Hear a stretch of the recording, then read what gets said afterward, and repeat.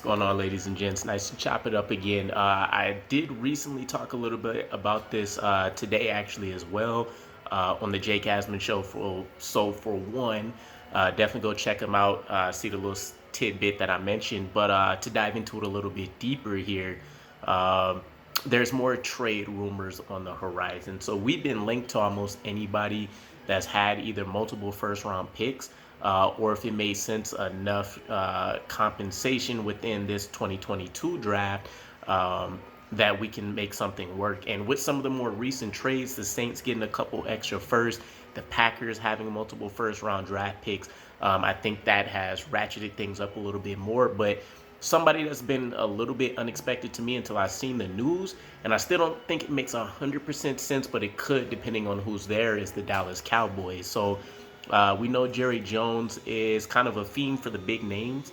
He'll definitely move up if there's somebody notable there he thinks can work. The reason why I think it's not necessarily the most realistic trade is for one, Jerry Jones hasn't traded up since 2012 when he grabbed Morris Claiborne, and there are some interesting options that could be there at 10.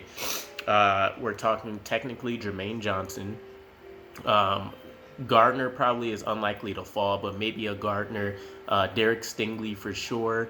Ike can still be there. So you have a few different options for either continuing to shore up the cornerback room, or they can look to shore up the tackle position with the departure of La'el Collins, even though he was playing guard for them at the time, and just create a little bit more maneuverability on the offensive line. As far as like a Jermaine Johnson, or even personally to me, George Karlaftis still, they can try to replace Randy Gregory with a high upside player right away.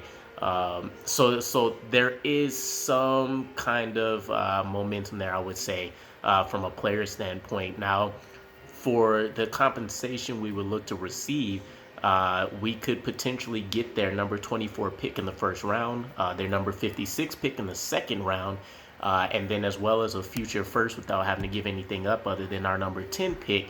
And the cherry on top is, if you kind of take a look at what this does for us, we're taking a look at having the number 4 pick, number 24, which puts us in better position to either take a wide receiver, draft Tyler Linderbaum still, or if there's somebody like a linebacker talent like Nakobe Dean that still happens to be on the board, we can scoop them up at great value.